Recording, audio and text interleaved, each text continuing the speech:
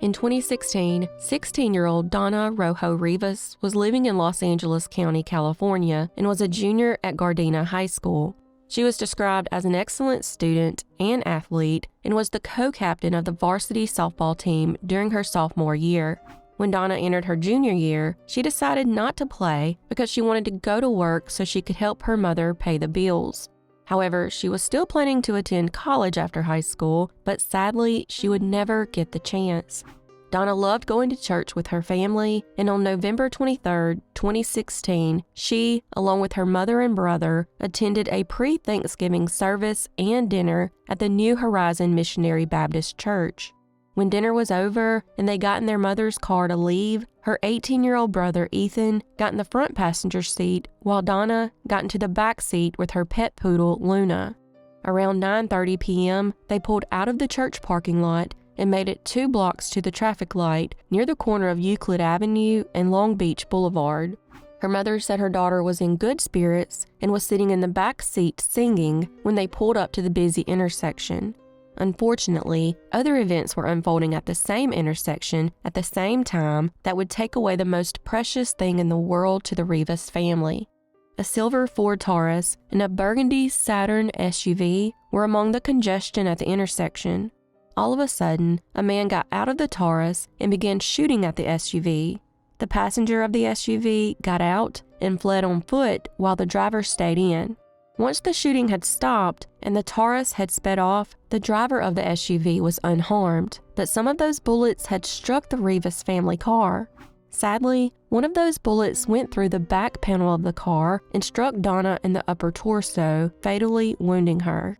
After the shooting, Danah's mother turned right onto Long Beach Boulevard, but quickly pulled over after realizing Danah had been shot. Ethan pulled her from the car in an effort to help her, while someone else dialed 911. Paramedics were unfortunately unable to save her, and she was pronounced dead at the scene at 9:45 p.m. Danah was not the only life lost that day. Her poodle Luna was so terrified during all the commotion that she jumped out of the car and into the street and was killed by oncoming traffic. Investigators believe the shootout was gang-related. Unfortunately, even with surveillance footage of the suspect's car and eyewitness accounts, they've not been able to identify the shooter. As a side note, investigators said there was no evidence that anyone in the Rivas family was involved with gangs and were definitely innocent bystanders. They are now offering a $30,000 reward for any information that would lead to the arrest and conviction of the shooter, but as of 2024, he has never been found, and this case remains unsolved.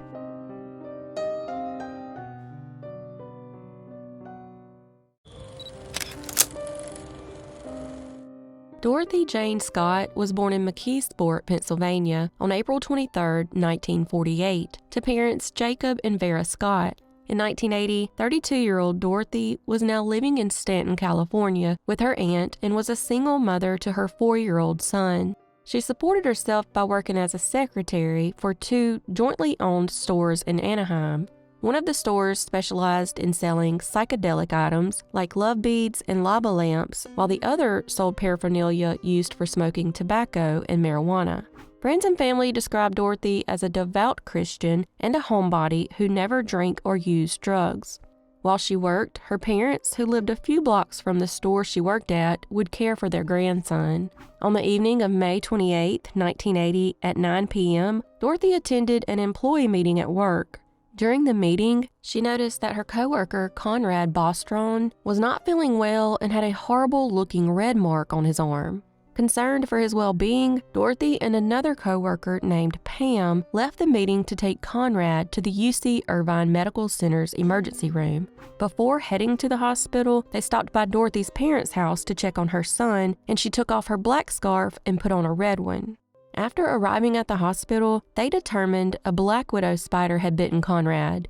While he was being treated, Pam said that Dorothy stayed with her the entire time. Remember this particular information because I will touch on it again later. When Conrad was finally discharged at 11 p.m., Dorothy offered to bring her car to the exit so he wouldn't have to walk far. Before heading to the parking lot, she stopped, used the restroom, and then continued toward her car. In the meanwhile, Conrad and Pam went and got his prescription filled. Once they were done, they went to the parking lot exit to meet Dorothy, but she was strangely nowhere to be found. They waited a few minutes and then went to the emergency room's parking lot to see if she was there. That's when they observed Dorothy's car speeding toward them. They began waving their arms at the car, but it continued on turning right out of the parking lot.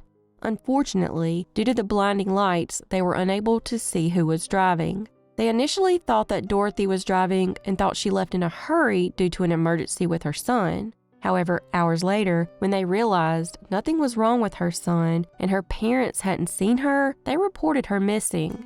A few hours later, around 4:30 a.m., Dorothy's white 1973 Toyota station wagon was found burning in an alley approximately 10 miles from the hospital. Investigators believe that Dorothy was kidnapped when she walked out to the parking lot. They also discovered that leading up to her disappearance, she had been receiving threatening phone calls at work from an unknown man who had been allegedly stalking her. Sometimes during those calls, he would profess his love for her, and other times, he would threaten her by saying he would cut her up into pieces so no one would ever find her. One of those times, the caller instructed Dorothy to go outside, and when she did, she found a single dead red rose on her windshield. It got so bad that she even considered buying a handgun for protection, and a week before her disappearance, she began taking karate classes in hopes of defending herself if she was ever attacked. The following month, in June of 1980, a man contacted the Orange County Register newspaper and claimed responsibility for her abduction and murder. He said he murdered her because he loved her, but caught her cheating with another man. He then revealed he knew about Conrad's spider bite and the fact that she changed from a black scarf to a red one. This information was never released to the public and confirmed he was likely the person who abducted her. He also mentioned that Dorothy had called him from the hospital, which contradicted Pam's account that she never left her side. I'm curious what y'all think about this particular information. Was the man lying about the phone call, or did Pam lie or possibly misremember the night? For the next 4 years, that man would call Dorothy's mother, Vera, almost every Wednesday afternoon and claim he had Dorothy and was the one who kidnapped her. During the first call, he said, "Are you related to Dorothy Scott? Well, I've got her." He most likely knew his calls could be traced, which is why he kept the phone calls short. In April of 1984, the call stopped after her father, Jacob, answered the phone. To this day, the caller has never been identified. Finally, in August of 1984, a construction worker found part of Dorothy's remains about 30 feet from Santa Ana Canyon Road. They were partly charred, leading investigators to believe that they had been there for a couple of years due to a bushfire that swept across the area in 1982. Found with her was a turquoise ring and her watch, which had eerily stopped at 12:30 a.m. on May 29th, about an hour after she was last seen. Unfortunately, her cause of death could not be determined, and finding her remains didn't lead them any closer to her killer. The family then received 2 more anonymous calls in which the man asked, "Is Dorothy home?" before hanging up. After that, the case went cold. It's now been almost 44 years since her murder, and as of today, her killer has never been found, and this case remains unsolved.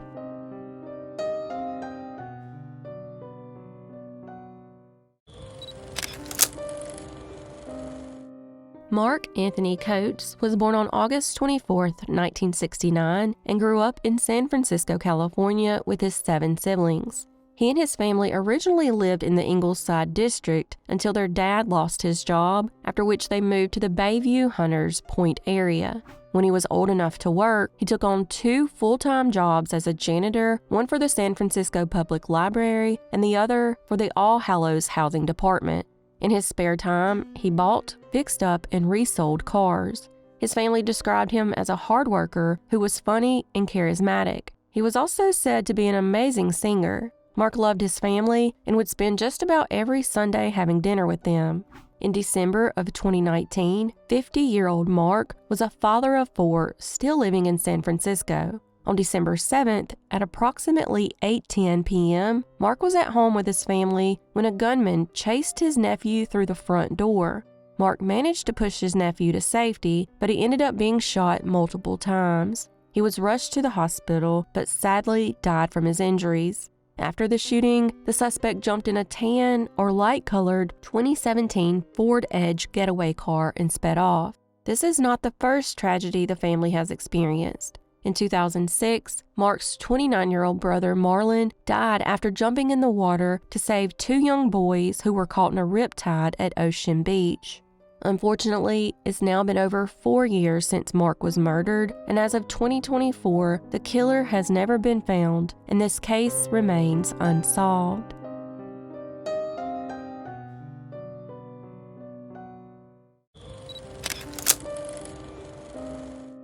Glenna Susan Davis Sharp was born in Springfield, Massachusetts on March 29, 1945, and went by Sue. In 1965, she married James Milford Sharp, who went by Jim, and they would have a total of 5 children together. Their first child, John Stephen, who went by Johnny, was born on November 16, 1965, and their third child, Tina Louise, was born on July 22, 1968. In July 1979, after Sue separated from Jim, she left Connecticut and took her 5 children to North California, where her brother Don lived. Her first home was a trailer she rented at the Claremont Trailer Village in Quincy, California. However, by the fall of that year, she needed a larger place to live and moved her and the kids into a cabin in Keddie, California. The cabin was called Cabin Number 28 and was located in the Keddie Resort. At this point, Johnny was 15 years old, followed by Sheila, who was 14, and then Tina, who was now 12 years old. The 2 younger kids, Rick and Greg, was 5 years old. It appeared they were enjoying their new home and had become very close with their neighbors. The kids had even made multiple friends. Johnny had met Dana Hall Wingate, who was a year older than he was, and Sheila and Tina had made friends with the Seabolt family children and spent a lot of time at their home, Cabin Number 27. The 2 younger kids, Rick and Greg, made friends with Justin Smart, whose family also lived nearby. Sadly, tragedy struck about a year and a half after moving in. On April 11, 1981, at around 11:30 a.m., Sue, along with Sheila and Greg, left the home of the Meeks family to retrieve 10-year-old Rick from baseball tryouts in Quincy. Johnny and Dana, on the other hand, had hitchhiked into Quincy to visit some friends. After Sue and the kids returned home, Rick and Greg's friend Justin Smart came by. Not long after 8 p.m., Sheila went back to the Seabolt's cabin to spend the night. At 9:30, Tina returned home from the Seabolt cabin. As for Johnny and Dana, they arrived back home somewhere between 10 p.m. and 1 a.m., having no idea they were walking into a nightmare. By the next morning, around 8 a.m., when Sheila returned home, she sadly discovered the bodies of her mother, Sue, brother John, and his friend Dana. All 3 had been tied up with medical and electrical tape and either stabbed, strangled, or beaten to death. After discovering their bodies, Sheila ran back to the neighbor's house and informed them of the horrific scene. The father, Jamie Seabolt, came back to check and found the 3 boys alive in their bedroom and was able to help them get out through their window so they wouldn't have to see the bloody scene.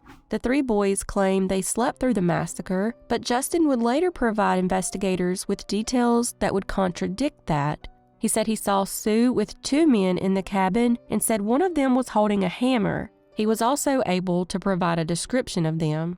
He then said that when Johnny and Dana arrived home, they began arguing with the men, which eventually led to a violent fight. Around that same time, Tina was allegedly taken out of the cabin's back door. Neighbors even claimed they heard something that sounded like screaming and moaning between 1 and 2 a.m. When investigators arrived, they noted how violent the scene was, with blood everywhere. Based on blood spatter evidence, they determined that the murder occurred in the living room and the murder weapons were a knife and a hammer found at the scene. A second knife was later found in a trash bin behind the Keddie General Store. They also found a Daisy 880 pellet rifle, which they believe was also used in the attack. Plus, Sue had an imprint on the side of her head that matched the butt of the BB gun. As for forensics, they found a fingerprint on the handrail leading to the cabin's back door, and inside, they found the cabin's telephone hanging off the hook, along with all the lights off and the drapes closed. Unfortunately, investigators didn't initially realize that Tina was missing until 4 hours after the investigation started. An initial suspect was Justin's father, Martin, who went by Marty, and his house guest, ex-convict John Bubiday, who went by Bo. Bo was known to have connections to organized crime. Also, both men had been seen wearing suits and ties at the bar the night before and were said to be acting strange. Marty did confirm he had a hammer that matched the one used in the murders, but said it went missing shortly before the incident. Strangely, on the day the murders were discovered, Marty's wife, Marilyn, took their son Justin and left. She would later provide the sheriff's department with a handwritten letter from Marty that read, "I've paid the price of your love, and now that I've bought it with 4 people's lives, you tell me we are through? Great, what else do you want?" Marilyn also told investigators that on the night of the murders, she left the men at the local bar around 11 p.m. and went home to sleep. She then woke up around 2 a.m. and found them burning an unknown item in the wood stove. She also claimed that Marty hated Johnny with a passion. One widely accepted theory that could explain the wording in the letter is that Sue was having an affair with Marty and at the same time was trying to convince Marilyn to leave. It's thought that Marty found out about it, decided to murder her, and enlisted the help of Bo.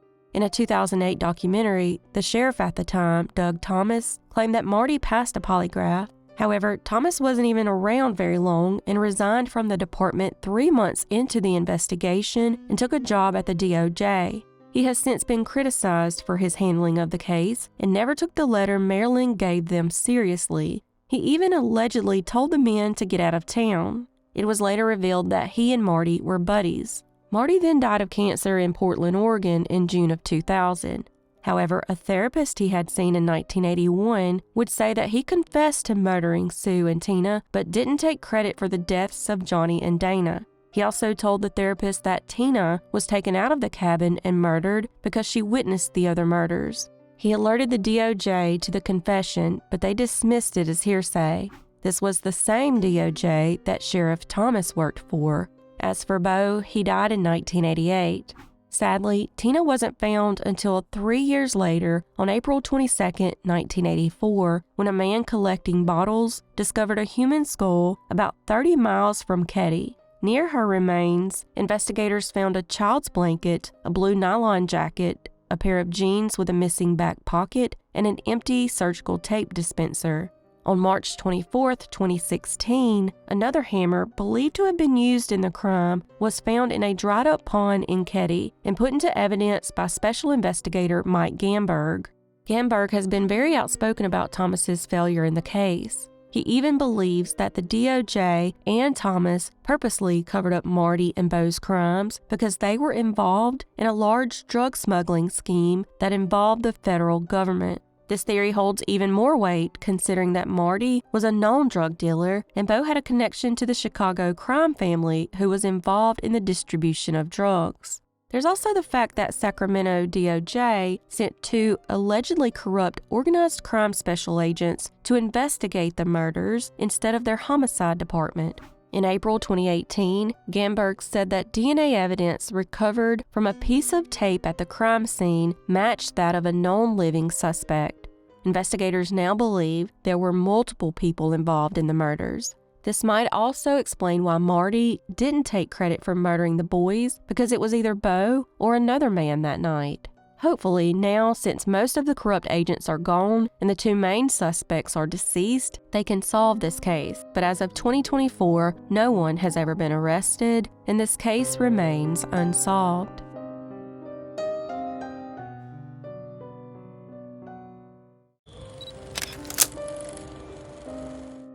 Tineshia Renee Jackson was born on July 21, 1981. In 1998, 16-year-old Tineshia was living in West Covina, California, with her 19-year-old boyfriend, Sean Spencer. Allegedly, before moving in with Sean, Tineshia had a history of running away for days at a time, but was always found in the company of friends. Unfortunately, beyond that, there are few details about Tineshia's life. On March 2, 1998, she strangely disappeared without a trace. A day or 2 after she disappeared, Sean allegedly confessed to a friend that he murdered her but never said what he did with the body.